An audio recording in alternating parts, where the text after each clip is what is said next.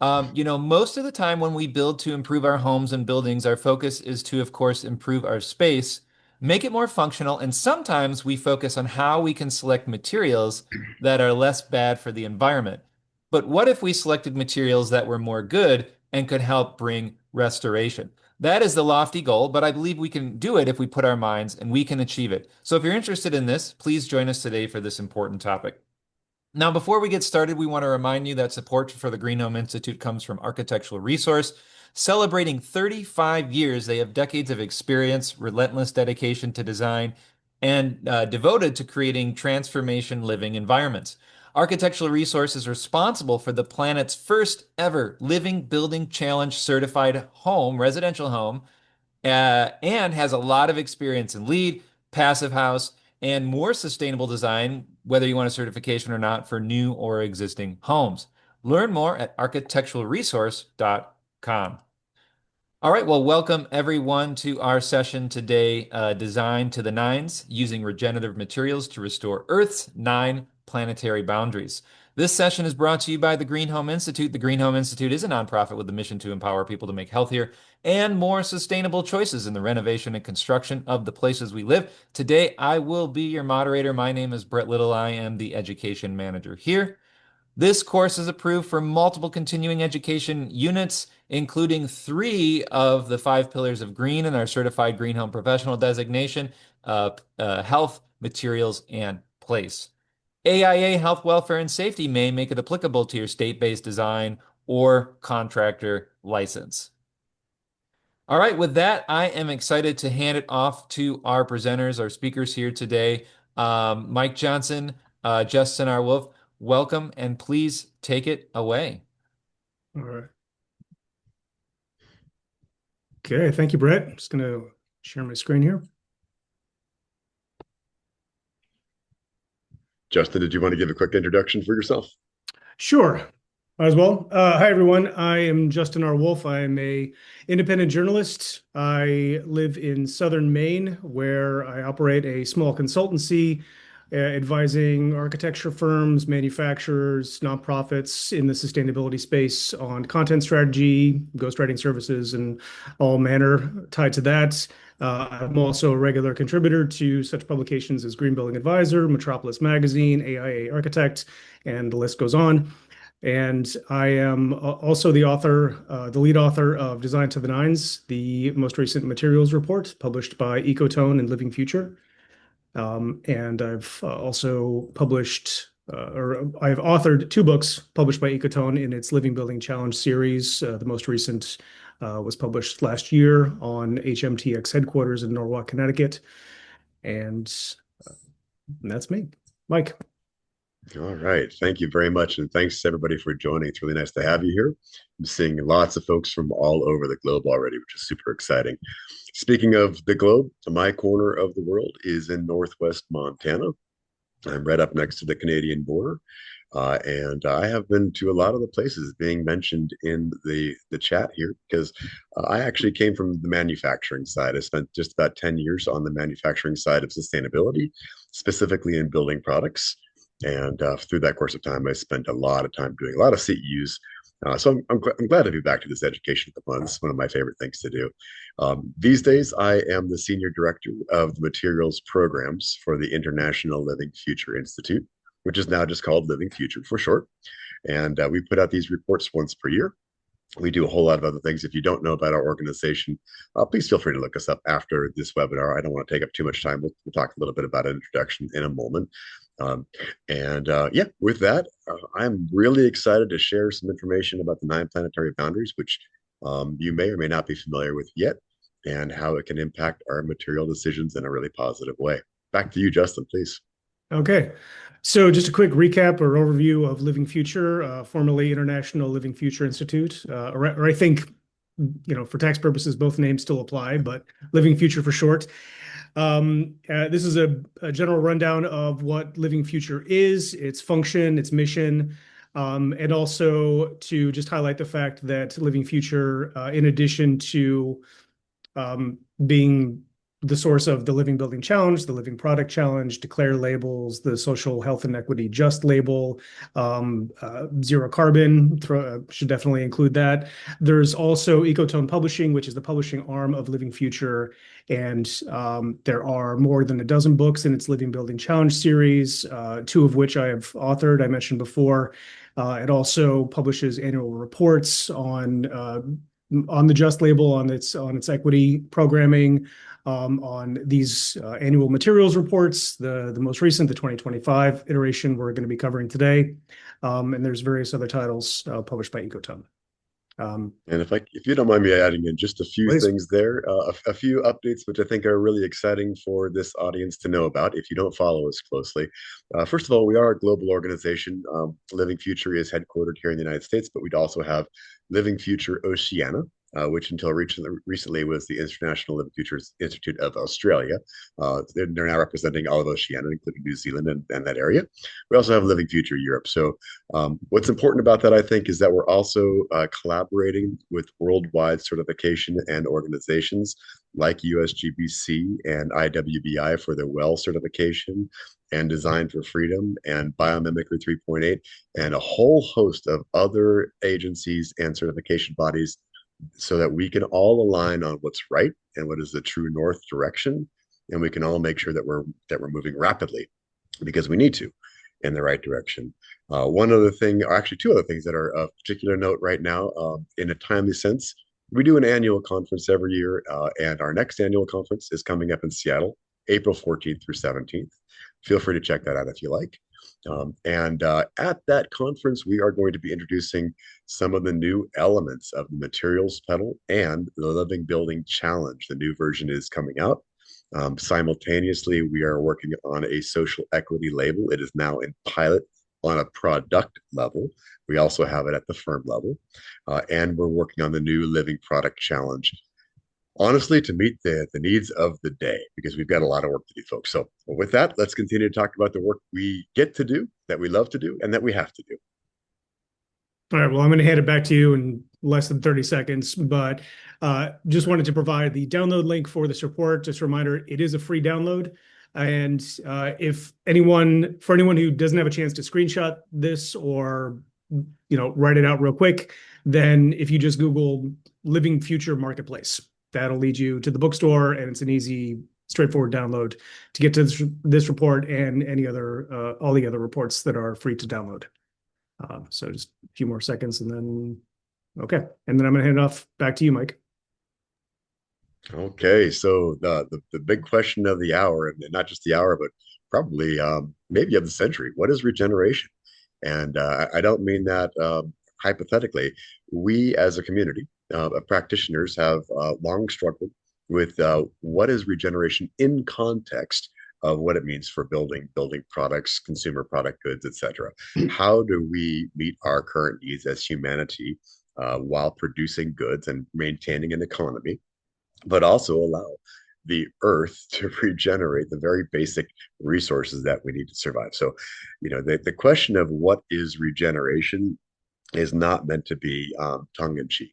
It's really meant to analyze what is required, or how we can start to get to that point where we are no longer doing less bad, and we are no longer just doing more good, but we are actually getting to the place as a world economy and as a human species where we can allow for and provide for the Earth's naturally operating systems that have been here working for life for 3.8 billion years. How can we get back to the state where all of that natural wisdom and those natural systems are able to continue to allow life to flourish, our lives and all species' lives? Excuse me, fighting a bit of a cold here.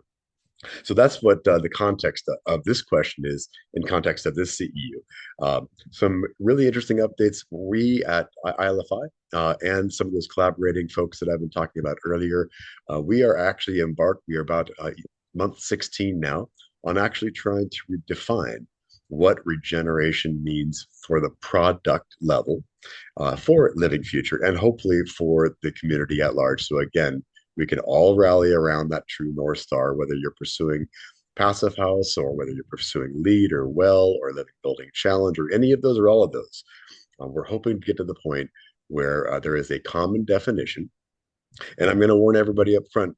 The Earth's natural systems are complex, and therefore the definition of what constitutes a regenerative product is also going to be complex and quite pliable. It's going to need to change as we move forward into this new generation of products and the way we make buildings.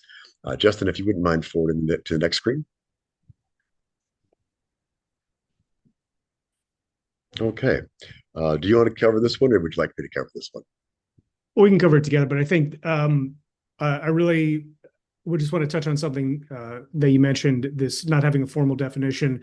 And one of the first conversations that you and I had when we were just laying the groundwork to begin research and writing this report was you being forthright with me and saying, just so we're clear, there is no formal definition. There's no universally accepted definition of what constitutes a regenerative material, building material, whether it's a carpet tile or a wooden beam. And so across the full spectrum. And I thought that was an interesting piece of substrate on which to build that report. Yeah. But segueing into what the report covers, these are painting with a broad brush, but we wanted to take a hard look at, sans a formal definition, what would a regenerative materials economy look like? A true circular economy at scale. We're also leaning heavily into the 9 planetary boundaries framework, which was formulated by the Stockholm Resilience Center in circa 2015, I believe, or those when the first measurements were issued, circa 2015. But the framework predates that, and wanting to outline some very not hyper-specific, but some generally specific steps, measures that businesses and organizations could do so that they are effectively designing to the nines, so that their practices are sort of embodying a regenerative approach, a non-extractive approach, so that they're removing themselves from a more linear take, make, waste model into a more circular model. If you'd Great. like to finish that thought. Yeah. No, that's great. Let's jump right into the next screen and go straight into the 9 planetary boundaries. Yep. Oh, and I think we failed to mention at the top of the hour, or perhaps I missed it. For the audience out there, we are taking questions in the chat, and I think Brett is watching those. So if that wasn't mentioned early on, feel free to put those in there, and we will address them during or after as much as we have time to do. So please don't hold back on your questions or your thoughts. We'd love to hear them. So the Stockholm Resilience Center, if you're not familiar, they came out with this framework called the 9 planetary boundaries. And essentially what it has done is it has allowed for us to look for the first time, really, at the Earth's life-giving systems as a system chart. And it allows us to actually measure some of those boundaries that are critical and key to surviving on Earth. Now, looking back at 2009, on the left-hand side of your screen, you can see that the first ones that were measured out there started to give us a snapshot of a planet in trouble. And as we move forward from 2009 to 2025, please make no mistake. It's not that in 2009, the boundaries that are in gray or white were in the safe zone. It's just that they weren't measured yet. We didn't have the capacity and the scientific knowledge assembled yet to know where we were on these charts. However, in 2025, all 9 planetary boundaries were fully mapped for the first time. And unfortunately, excuse me, in just this past summer, it was announced that the 7th of 9 was transgressed. So we need to pause here for a minute, because one thing that I'm hoping is standing out to all of you, and if not, excuse me, I need to point it out to you right away. When we look at climate change, which is up there towards the top, you can see that it is not, and I want to emphasize not, the most transgressed of the 9 planetary boundaries. What do I mean by that? Well, when we look at the green center here, that is essentially the safe operating space as well as we know it, as well as we can define it. Of course, within the scientific community, we're leaving a good buffer to make sure that we have the ability to survive within that zone as best as we can tell, because these transgressions are something that the Earth has never seen before. So within that safe operating space, we're good to go. And when I say we're good to go, that means we can continue to live our lives as we have been living. We can continue to have a healthy economy. We can continue to provide for the needs of humanity, in a comfortable zone. It doesn't mean we're just scraping by.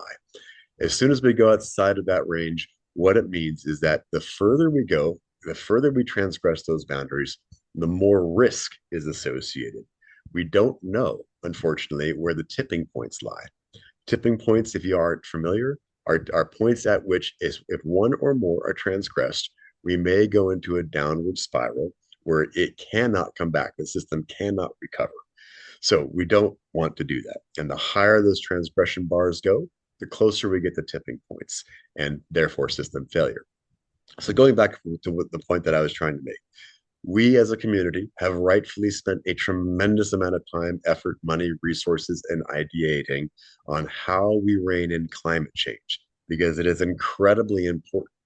However, we need to look at novel entities and biosphere integrity and biogeochemical flows, which are all right in front of you, hopefully. Hopefully you can see the chart because they are more wildly transgressed and unfortunately they are going more wildly out of control because we haven't spent the time and those resources addressing those. That doesn't mean that we haven't been trying to do the right thing as a community. We were working with the tools that we had. We have made tremendous strides in operational energy and climate, as most of you know. We have made tremendous strides recently in the last 5 years, especially towards embodied carbon of building products and our built environment as well. But we need to start focusing as a systemic solution and not just on one planetary boundary. Otherwise, we're going to miss the mark badly. Okay, so the seventh planetary boundary that has been transgressed is ocean acidification. That was just announced. And I don't have time to really go too deeply into any of these. I would invite you all to do your own research. Please do, to understand a bit more about these. But each and every one of these is interactive. If you affect one, you affect another. So we need to make sure that our initiatives and our work is going towards affecting pulling back the most transgressed where we can. In other words, again, novel entities and biosphere integrity and biogeochemical flows without taking our eye off the carbon ball or the freshwater ball, et cetera, et cetera. Before I leave this chart, I want to quickly define for you novel entities. It is essentially man-made pollutants or man-made things that should not be released into the wild, and they have been. A wonderful example that I'm sure you all know about and you hear about all the time are PFAS chemicals. They are released into the wild, so to speak. They are in our bodies. They are uncontrollable, and we do not know how to pull them back. Those are increasing with frequency because we have ongoing chemical production and we don't have a lot of limitations to chemical production or release, unfortunately, in the world. Biosphere integrity is pretty much what you think it probably is, which is biodiversity. Things like pollinators that enable us to have food systems, as well as the functioning ecosystems that support biodiversity. Biogeochemical flows you may have never heard about. It really comes down to the flow of nitrogen and phosphorus in good ways and bad ways. If we take too much fertilizer, for example, and apply it in the wrong place in the wrong quantity, that runs off into streams and ultimately lakes and water systems, affecting aquatic life, which then has a huge impact again on biodiversity, and so on and so forth. There is much more to all of these than I have time to go into. I'm just trying to give you a few examples of what these mean and why they're so incredibly important. Now, I don't want everything to be a downer because we have, as a world, been able to capture and actually utilize some great solutions. If you look at stratospheric ozone depletion, for example, the least transgressed, in other words, the one most in the safe operating zone, that is directly the result of the Montreal Protocol back in the 80s, where we decided as a world that it was important to protect our ozone layer. We had legislation, we had cooperation from manufacturers and users, and worldwide, we were able to recapture that. The ozone heal today is still healing. It's healing very slowly, but it's healing. So we as a world, we do have the capacity, the capability. We also have the responsibility to correct the situation. Okay, if we can move on to the next slide, please.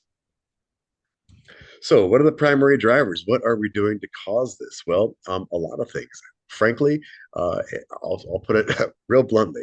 We are building a lot, we are populating a lot, and we are consuming a lot. And it really comes down to that. And until we are able to draw those things back in, and probably most importantly for the short term, produce and consume in a responsible way, which leads into a circular economy and a circular manufacturing system, we're going to continue to drive these unfortunate boundaries into further transgressed state. So when we extract more than we need to, when we extract in irresponsible ways, we are directly leading to biosphere integrity loss. We are directly leading to climate change. And you can picture at the end of the day, what really is happening is that gigantic loss in biodiversity, a gigantic loss in biosphere integrity, which will affect everything. If we do not have plants and animals and healthy ecosystems, we cannot draw down carbon. We cannot have freshwater systems. We cannot have fresh water. We cannot have food. So please take a little more time after this. I would encourage each and every one of you on the organizational level, but also on the personal level. Think about what it is that you do in your daily lives, professionally and personally, and where you have the most impact on those 9 planetary boundaries. Because if you analyze that, then you have the most power to pull the lever for good. I see Brett jumping in here, and I think that means there might be a pressing question. Yeah, do you want to go back one slide real quick, Justin? I think it was on the uh okay, I'm not seeing the exact words, but the question was what falls under volcanic and solar influences? So maybe they're trying to say, where does that come into your calculation for climate change, perhaps? Yeah, so those would be as with most planetary systems, these are interconnected. So it's going to be probably in the radiative forcing and also CO2 concentration. CO2 concentration, I think all of you know, but I'm just going to say it anyways, is not literally CO2. It is a combination of all gases that make up greenhouse gases that is excuse me, equivalent to carbon dioxide Mm, for a standard measurement. So when you're talking about volcanic gases, you're talking about mm, sulfur dioxides, you're talking about nitrogen oxides, which will all lead into both that mm, CO2 greenhouse concentration, but also radiative forcing. mm. Thank you. Absolutely. Okay, let's jump forward to the next slide, please, from here. So, excuse me, before we move on, we talked about the safe operating zone moments ago in the 9 planetary boundaries. We cannot, for a moment, forget that we are humans and that we have needs and human societies have needs. And so we also need to look at a social construct. The social construct that we are choosing to look at right now and lean heavily into is donut economics. And so what you see here on the outside of this ring, once again, you see the same 9 planetary boundaries.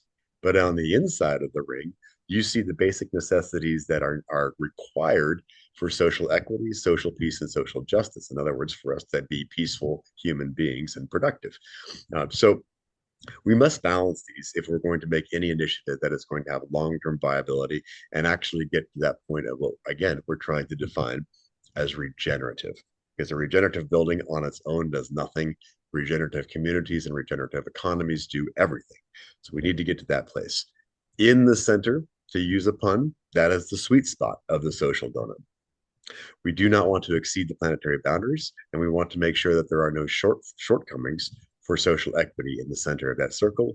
And when we are able to do that, we stay in that sweet spot and we are able to advance on a truly circular and regenerative economy, the future that we all want to live in other words.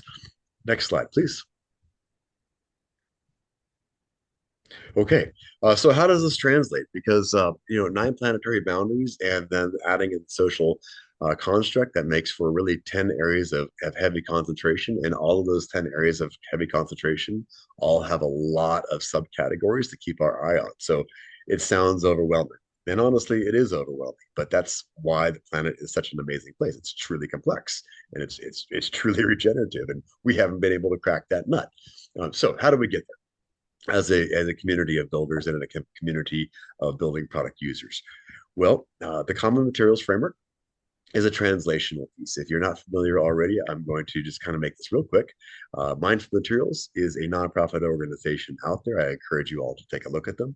It's been around for just about a decade, and the most recent and very consequential output of their work is the Common Materials Framework, which essentially is a language that we should all be speaking as consumers of building products, so that, for example, when any one of you, hopefully all of you, go to manufacturers and you ask for, say, the carbon footprint, or you ask for, say, the ingredient health, or you ask for biodiversity metrics, that you're asking the manufacturers in the exact same way so that they can respond authentically and with certifications that make sense. Until now, we've had an unfortunate thing where there's been a lot of really impassioned and well-meaning people asking the same question in a myriad of ways and asking for a myriad of different qualifications and certifications. And this has left manufacturers scrambling, spending a lot of money, not being able to accomplish what they need to do, doing a lot of paperwork, and also, unfortunately, spending time and energy on answering questions and answering certification needs instead of getting to the work of healing the 9 planetary boundaries. I know this personally because I was on the manufacturing side for about a decade, and I answered these questions. And believe me, folks, it is difficult to move ahead with real initiatives when all you're doing is paperwork. So the Common Materials Framework aims to correct this problem so that we can move forward as a community. Just in November at Greenbuild, the official CMF implementation toolkit went live. What that means is you can go to their website and there is a toolkit that you can get forms, you can get language, you can get everything you need to help this move forward. It is free, it is community driven, it was created by our community for our community so that we can move forward. And finally, before I leave this slide, how does this translate to everything we've been talking about? Well, because there are 5 buckets in the CMF, and those 5 buckets incorporate various elements of the 9 planetary boundaries and that social donut construct. It also encapsulates, all of the certifications and accolades that are available in the marketplace to make things really easy, that are working into data management workflows that can actually turn months of research now literally into seconds online of selecting materials that meet the qualifications that mean the most to you. Okay, move forward, please. Hopefully by now, this is obvious, but if it's not obvious, I'm going to make a few things a little bit more clear. Why are regenerative materials good for business? Well, simply put, every single manufacturer out there and every single one of us relies on a supply chain, period. End of story. I don't care how long the supply chain is or how short it is. We all have supply chains that we must mind and we must tend to so that the future has supplies to make goods. The more we extract, the more we affect those 9 planetary boundaries. And the more we limit those resources, and those resources become more and more economically expensive and more damaging. And the more damage that we do to social justice and the more damage we do to our environment, the higher the likelihood that we will see more and more restrictions in the form of legislation, taxes, fees, and everything else that actually does impact manufacturers and building owners and all of us, our pocketbooks.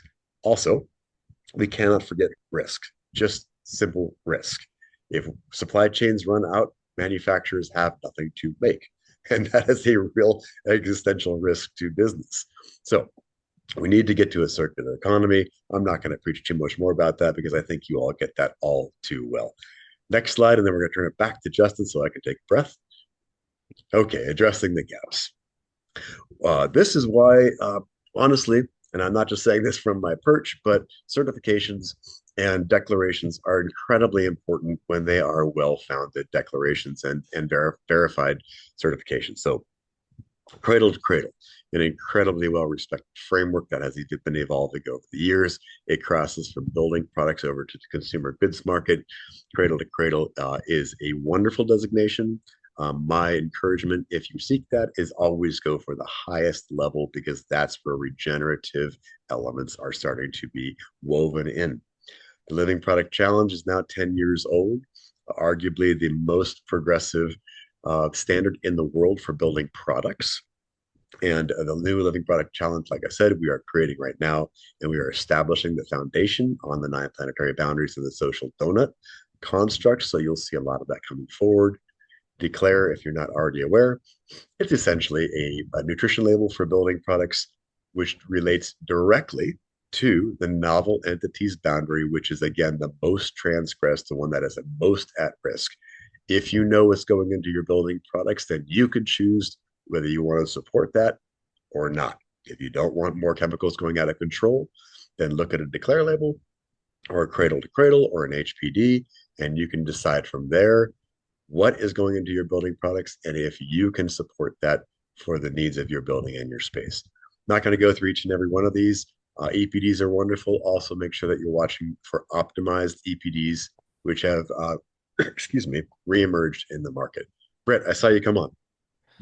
Well, go ahead and, if you want to finish your thought, but when you do, cradle to cradle, obviously, besides maybe FSC or Green Guard, is sort of our, you probably have to argue the longest, most mature one sitting here. And maybe you could say something different to that. But do you know how much of a sense they've ever really broken into the building materials market? I mean, certainly I have enjoyed purchasing my soap bottle where the bottle was cradle to cradle certified and things like that, very simple things.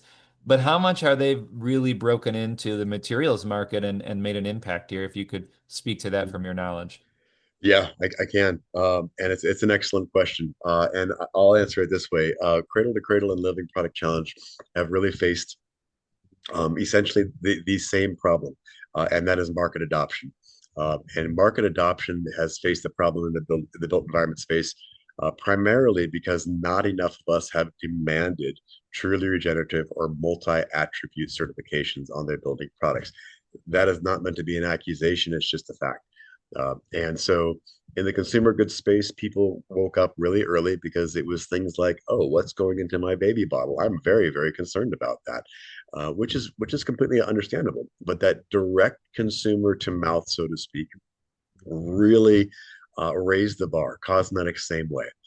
When it comes to building products, it takes a lot of education to make people aware that roughly 90% of your life is spent indoors in some way, and you're surrounded by literally thousands and thousands of chemicals that are interacting in ways that we have no idea in a space that has a tight envelope, recirculating air, and very little is known about the health impacts. It's hard to make that direct link.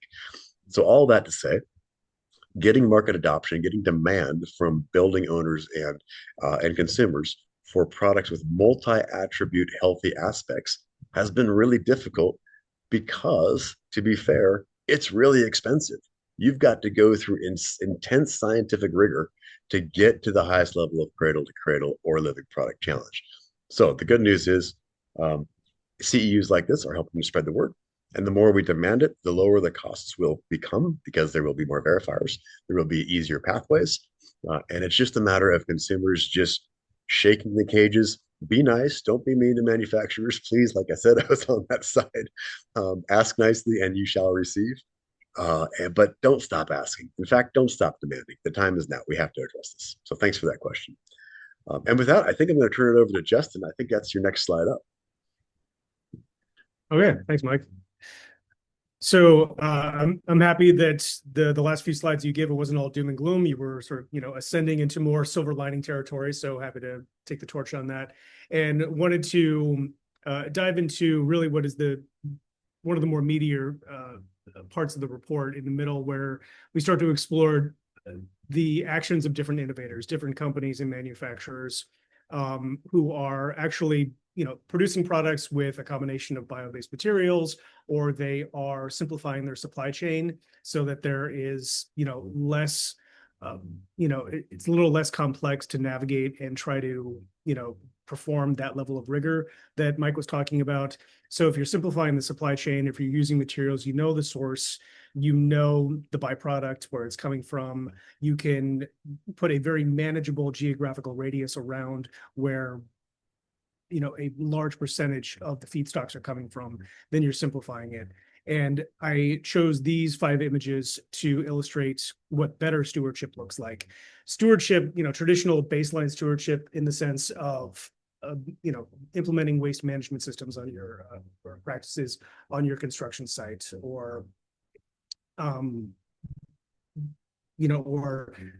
specifying particular materials, bio-based materials, but really trying to get into stewardship at a regulatory scale, at a buildings code scale, at a municipal scale, and trying to codify it so that market adoption becomes a little bit more viable. From clockwise, from left to right, we're looking at straw bale panels, than hemp lime or hempcrete bricks. This is a picture taken from a local harvester. There's a mill in Massachusetts that is sourcing all within the 30-mile radius of Boston for urban forests, which are by and large chipped or sent up north for bioenergy production. So instead of chipping, instead of mulching, instead of burning it, actually putting it to some tangible use. In the bottom center, that is rammed earth construction, a subdevelopment of homes. And then bottom left, you have kelp farms, which are then transformed into a variety of biocompensants. Okay, and then there are a few select manufacturers, large companies in the flooring space, in the building product space, that we highlighted in the report. And for the sake of this webinar, I'm not going to be naming names, but are going to be highlighting some of the innovations that these companies have been putting forth and how they are effectively designing to the nines. All right. And again, this might be a rather thin veil on some of these without naming the companies themselves. So I'm sure a simple Google search, you can find out who it is we're talking about here. But this is a company that, well, excuse me, I have my notes mixed up. This is a company that they do exterior louvers and sunshades. They're the only U.S. company in its product sector and its category to publish HPDs and declare labels. They were the first with an EPD. They were the first also to earn the Social Health and Equity Just label, committed to tracking hazardous materials, voiding out hexavalent chromium or chromium-6 from their feedstocks, and basically trying to take exterior products. And when you're looking at regenerative materials in a broad category set, you're mostly going to be looking at interior materials. You're looking at wall paneling, carpet tiles, flooring, etc. Very rarely are you finding a large sampling of exterior building materials, and this company is the exception.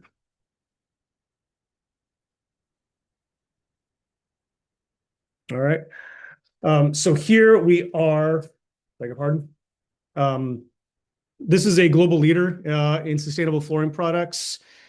They're attacking the most urgent stuff. They're voiding out orthophthalate plasticizers, PFAS in yard coatings, formaldehyde in fiberglass, while still maintaining that those in the flooring in the interior space still rely a lot on virgin PVC for the production of LVT, luxury vinyl tiles, and other materials.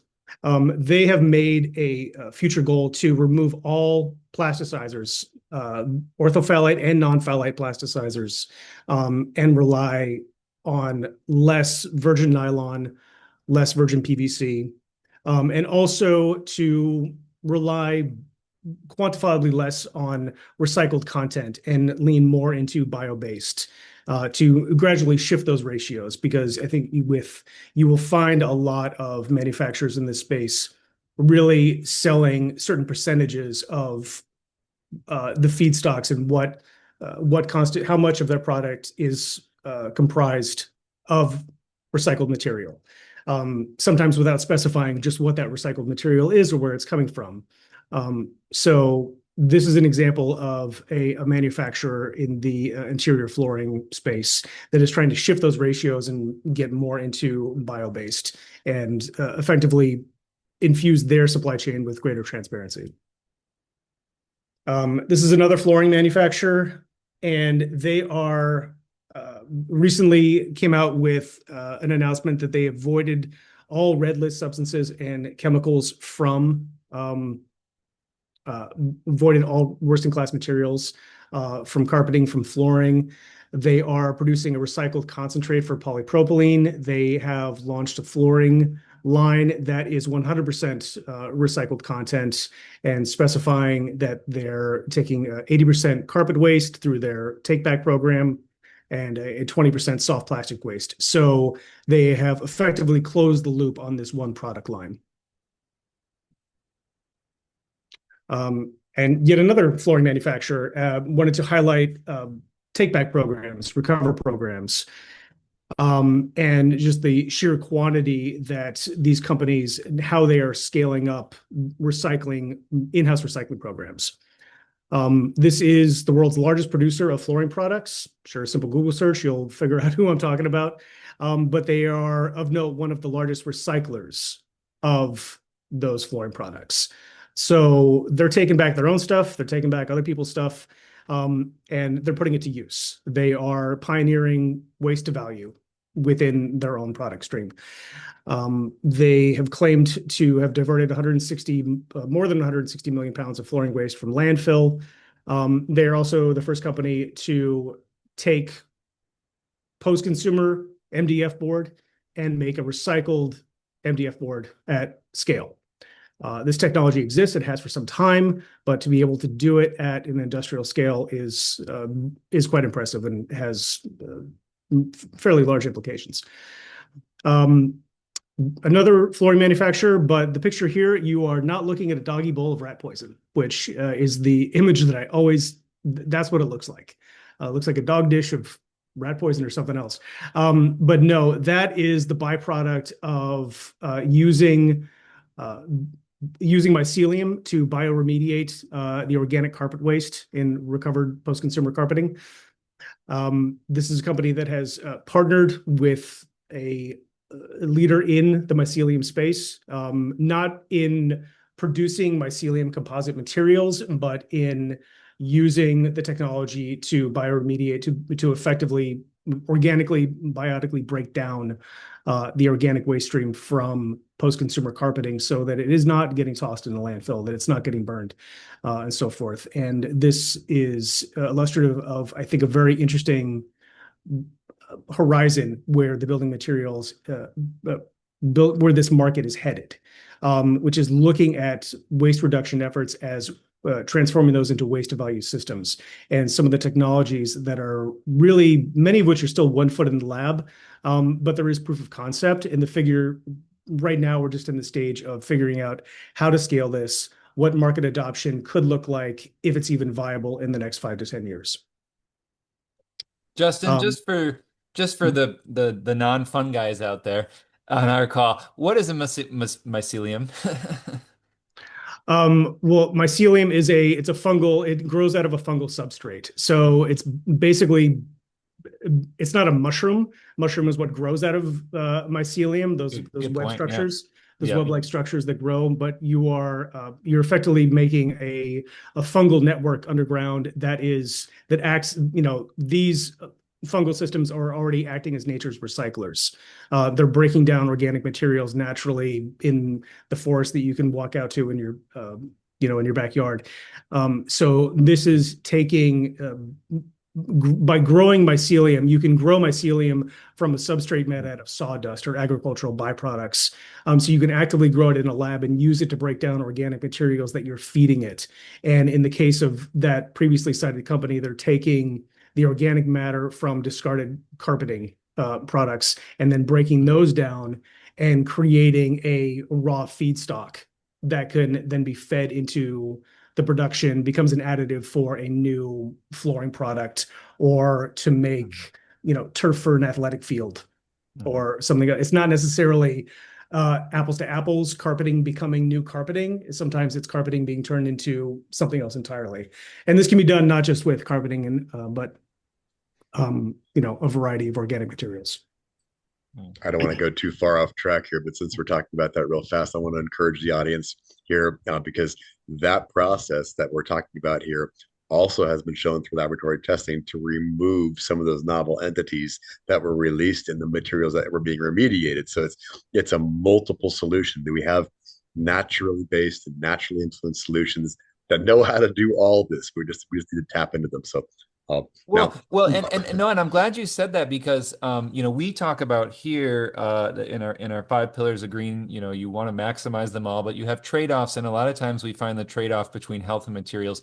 And you think about the simple recycling of plastic. You look at something, it says it's recycled plastic, and you're like, that's cool, but then an alarm bell should also be going off. That's PFAS going all over the place. So how are you ensuring that in these these things that are occurring, you're not just taking something, and I think we're kind of getting to it a little bit there, but that are we just doing a trade-off of saying, hey, we're recycling, great, thumbs up, but we're just spreading, nasty stuff all over the environment then.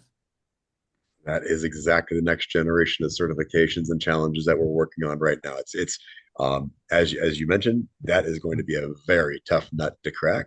We are going to have to make choices, and some of those choices are going to negatively impact human and biospheric health until such time that we are able to control all planetary boundaries. And that's the end. I'm not trying to be callous. That's just the unfortunate trade-off that we put ourselves into now.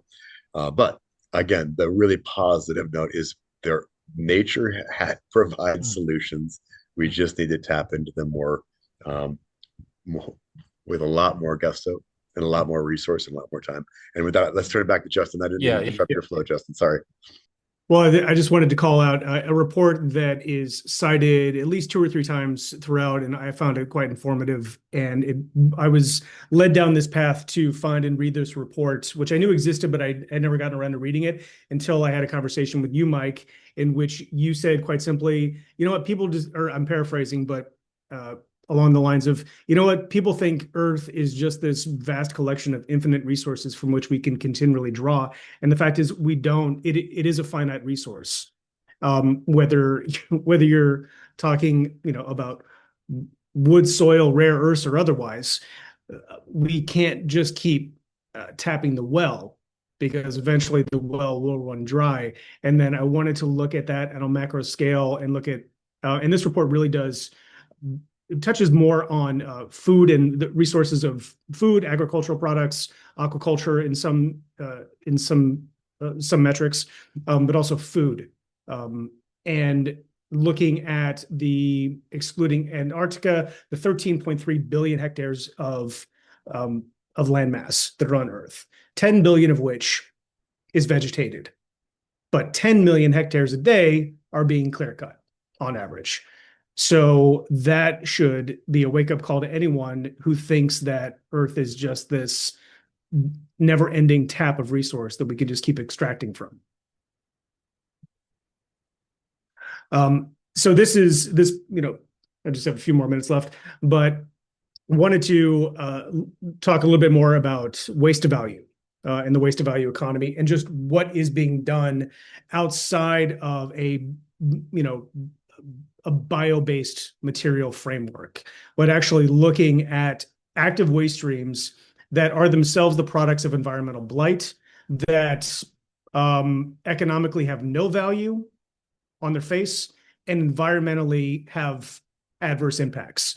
And a lot of the industries and companies and innovators, some with one foot in the lab, some with no proof of concept, some patent pending, et cetera, but they are really pioneering some very fascinating technologies that are taking inert product, toxic product, stuff that is actively contributing to in those environmental transgressions of the boundaries and creating both economic and environmental value from them. On the left, you have mushrooms meant to illustrate the power of mycelium. The folks on this webinar have probably seen headlines like "The future is fungi" or "Buildings made out of mushrooms?" ? There's a trove, there's a laundry list of wonderful articles that are exploring mycelium and its technological capabilities and what's being done in the lab as well as in the built environment. That I would encourage everyone to go do your own research if you haven't already done so.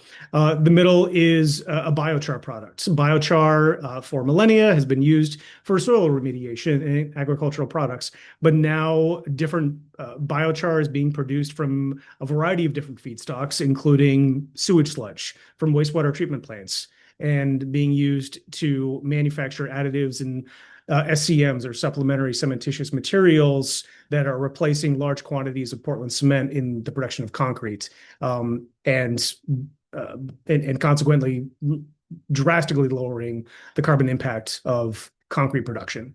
And then also looking at wood waste streams. And you can go back into the WRI report cited in the previous slide and just look at how much wood is thrown out from building demolition sites, from urban forestry practices, just from what is chopped down in people's backyards and taken to the dump. The amount of wood being landfilled is staggering, and it is really, that is another wake-up call. Like, wait, why are we wasting all this wood? No, you can look at specific waste streams and go, well, obviously that is not going to be pulped and then remanufactured into cross-laminated timber or some other structural grade poster beam, but it does have value. And it's just a matter of translating that into market adoption and cultural acceptance of the fact that, yes, these waste streams actually do have value, and instead we are creating a net negative by burning it or tossing it into landfill. And then I wanted to close on this refrain, which I find very powerful, and I feel also sort of tugs at the heartstrings of what a regenerative materials economy should be about, which is the idea that nothing is wasted in nature. And if you look at nature, if you look at natural systems and carbon cycles and water cycles, the earth is naturally regenerative. And yet we have, as a civilization, wink, wink, gotten very good over the last 200 plus years at removing ourselves from that system of not only not mimicking natural systems, but going in the completely opposite direction, going in a linear path and just, extracting, using, burning it.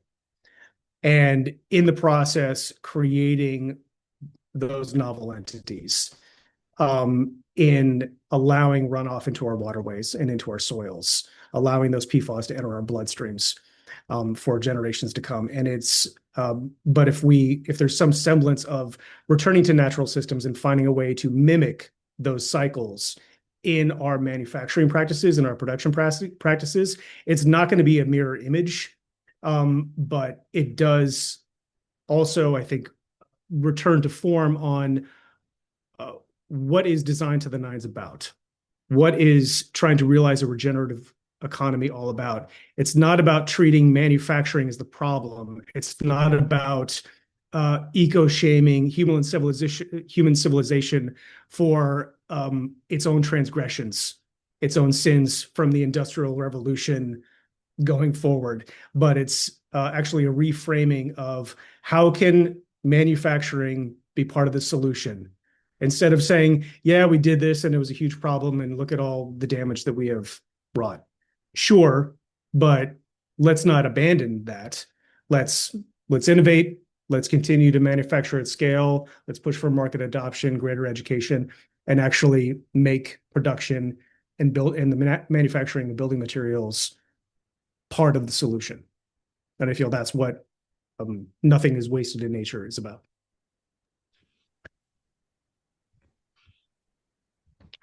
So we closed the report on 9 recommendations, 9 chosen appropriately. We could have easily done 10, could have easily done 12 or 20 or 100, but trying to break these down into different categories and subcategories of 9 recommendations for how businesses and organizations and other entities can effectively design to the nines, the steps that they can take to somehow enact circularity into their business model. Mike, you can probably phrase it more eloquently than myself. You're doing beautifully, Justin. I'm going to let you finish this one out. Okay. So we wanted to start by saying, look, just use better materials, close your supply chain, not close it, but close it off, reduce the radius and simplify it as much as possible. Learn how to specify, learn what the worst in class materials are and stay away from those as much as possible.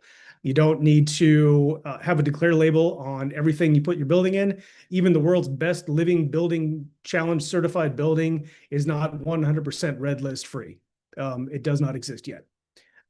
So it's, something important to remember, but as much as possible, trying to, know where the stuff came from, know what's in it. treat your building the way you would ideally want to treat your body, and look at the materials, the ingredients on the back, where they are available. Embrace supply chain mapping wherever possible. So this is not just a matter of knowing tracking chain of custody, but um, but if you are importing, if you are bringing over vast amounts of steel, lumber, what have you, knowing where it's coming from, know who is in the production value chain, knowing if you are tapping into exploited labor markets overseas or here at home, and cleaning that up as much as possible, and knowing that you are being accountable to the people who will occupy this building. Use the CMF, the Common Materials Framework Implementation Toolkit, launched last November, as Mike mentioned, establishing quantifiable benchmarks for building performance, energy performance, circularity principles, impact reporting, updating, maybe taking standard ESG reporting practices and going a step or two beyond. Measure biogenic carbon. I thought that was we definitely felt that that was an important one, especially for those who are dealing in mass timber. And that is, the mass timber market is definitely matured. It gets to the heart of bio-based materials and, wanting to work more with wood. Oh, wood is good. It's better than steel. It's better than concrete. But as a blanket statement, that is not always universally true. But also mass timber systems and economies have gotten much better at regionalizing, of closing off, or I would say, making those supply chains much smaller, so you know where the wood is coming from, and you know that you're not leaving a bunch of slash on the forest floor that is just going to release carbon over time anyway. It's the equivalent of buying, saying you're being sustainable and then going to Home Depot and buying 50 bags of mulch. Well, those 50 bags of mulch are going to release an equivalent amount of carbon once they decompose over that time. And that is very much happening with a lot of forest economies, but they're getting better and better. So figuring out a way to do that through, various tools. It's, Corrigan has a tool, ZGF has a tool, Upstream, and other tools like that. And finally, build to last. Building sustainably is pretty much the end of it.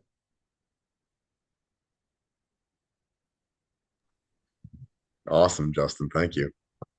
I just want to emphasize for everybody out there, I'm going to say it again. I say it all the time. This is not just professional. This is personal. Look for the products that you buy to have certifications.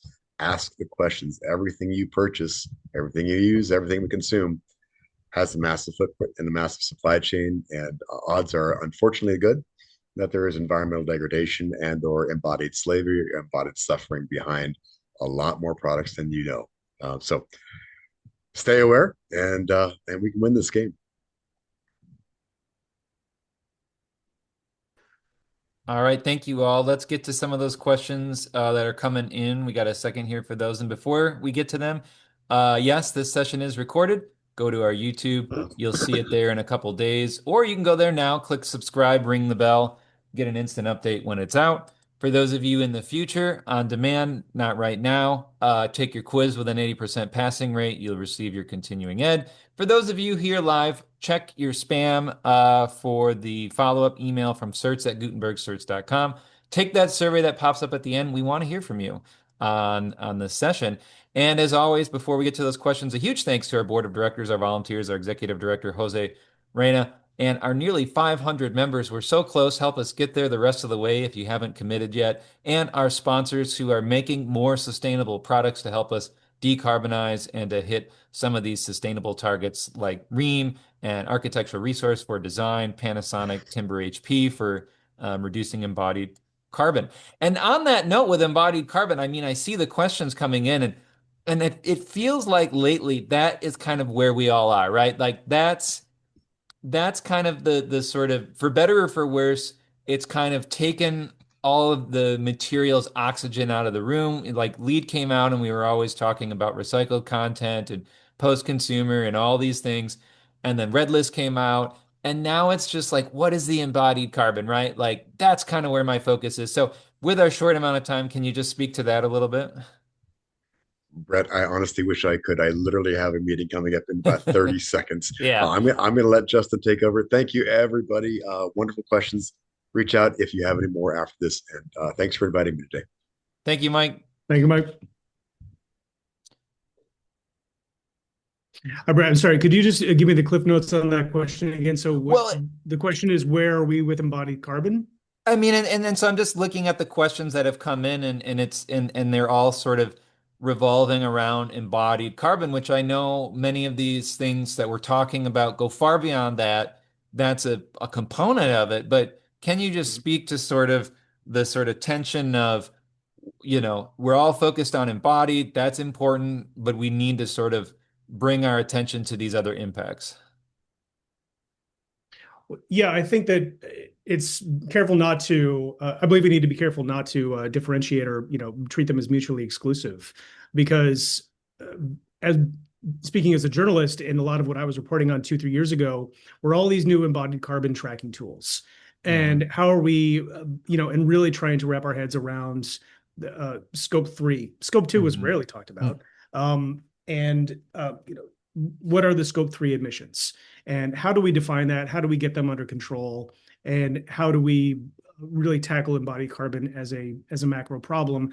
But then, and I Hmm. use the mass timber industry as a very interesting case study here in Hmm. how they're tackling embodied carbon, how they're tackling Hmm. biogenic carbon is by really regionalizing mass timber supply chains and not just looking at CLT, but looking at architectural grade products, Hmm. looking at maybe structural elements that are better suited for a mid-rise or a low-rise than a high-rise.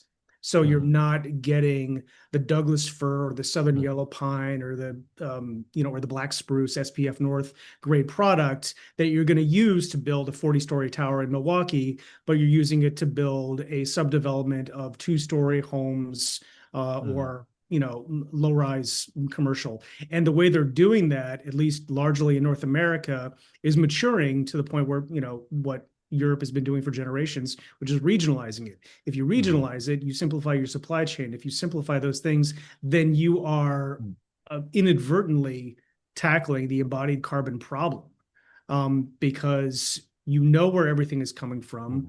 Everyone, all Hmm. stakeholders in the supply chain, to the best of one's ability to track it, are all accountable. They're all accounted for, and you have, and then you're benefiting local economies.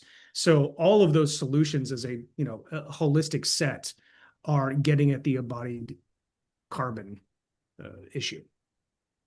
Awesome. Great. Well, thank you for that, clarification and information. So, well, I know we are at our time. Justin, can you just again remind people where they can go to learn more about this report or find more information?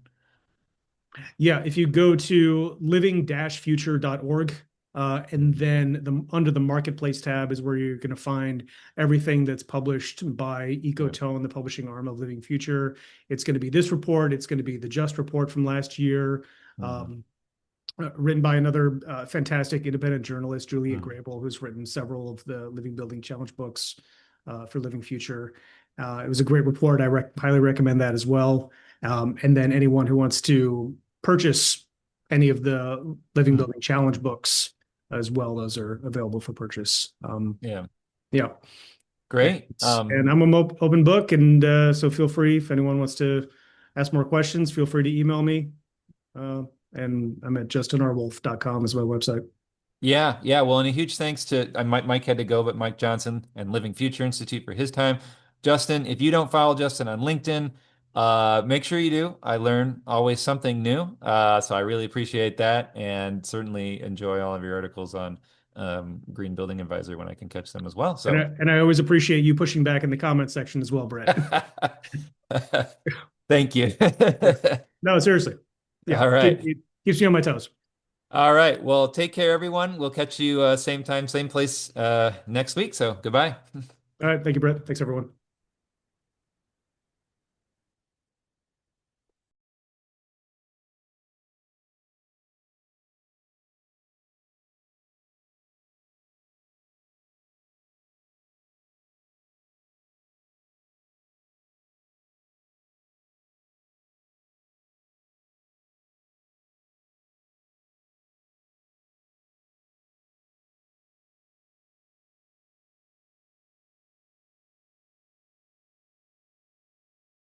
Be sure to check out all of our courses available online that you can watch anytime and anywhere to pick up your CEUs.